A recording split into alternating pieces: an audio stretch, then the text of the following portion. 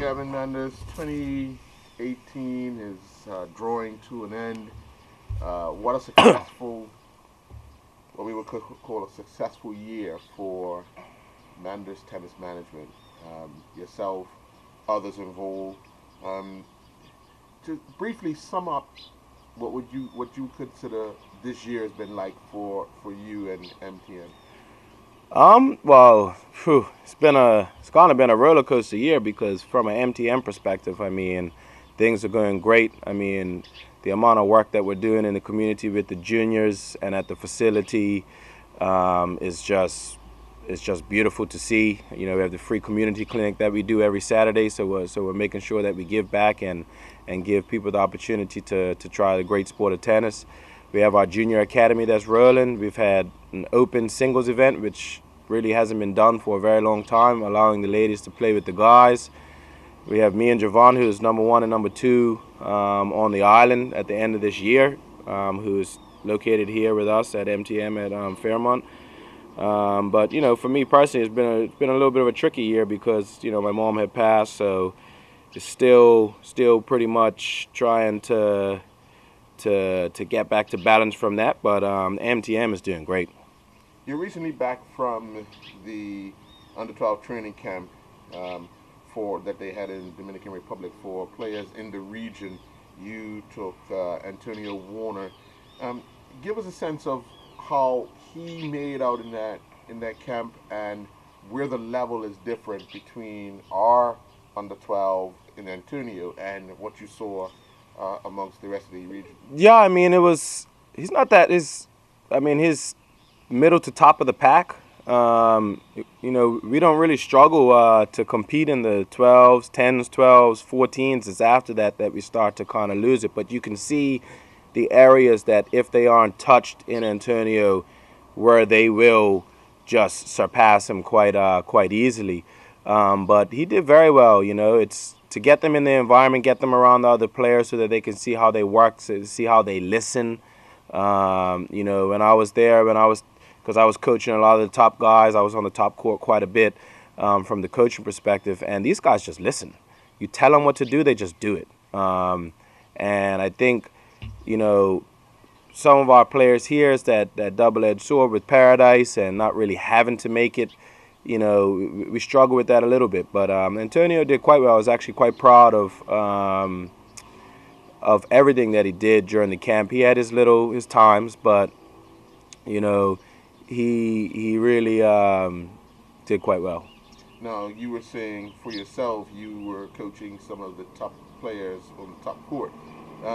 What are some of the things you went through yourself because you have that opportunity now working with guys that want to listen 100%? Not saying our kids don't listen 100%, sure, but they're willing to do and go that extra mile.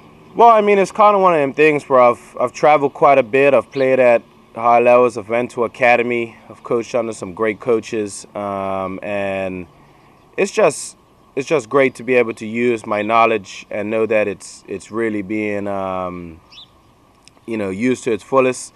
I don't really get to coach a lot of high performance here. We really don't have a lot of that, and even our what we call our high performance is still developmental into high performance. So, you know, it opened my eyes a little bit because I'm still at an age where I could go anywhere in the world and coach, and that showed me that. And you know, if things keep going how they're going here, you know, maybe it's time for me to go and actually go to places and start to use my knowledge and my expertise in areas in that high performance where people appreciate it, you know.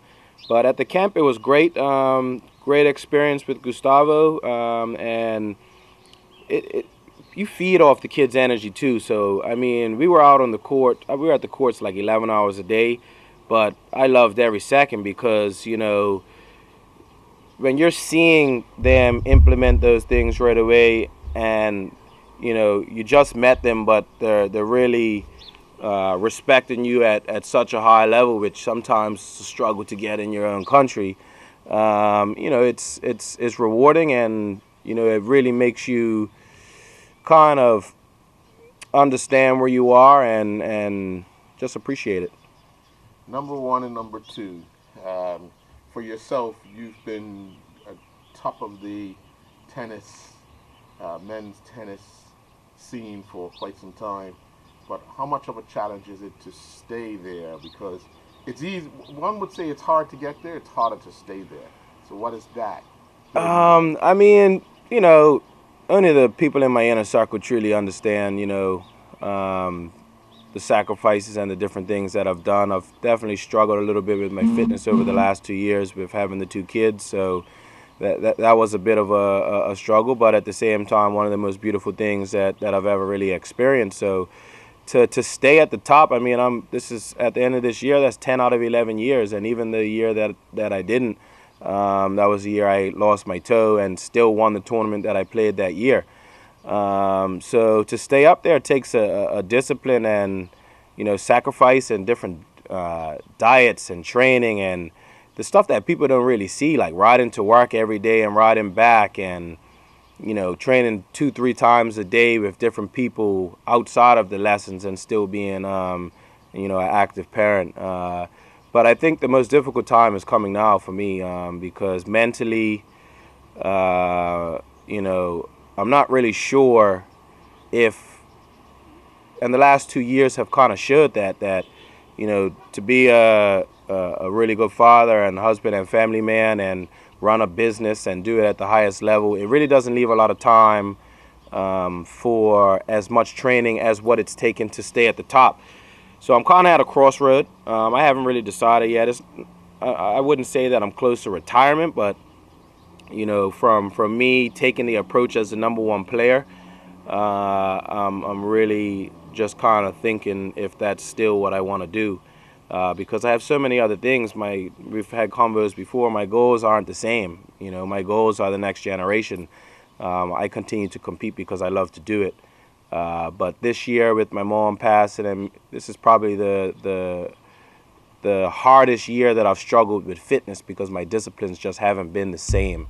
You know, with dealing with the off balance of losing someone who was so important to me. So I'm kind of just at a spot where I'm just loving being a father, you know, and I have to figure out whether I have the desire to continue to put in the work to be #1 anymore. Audio Jungle.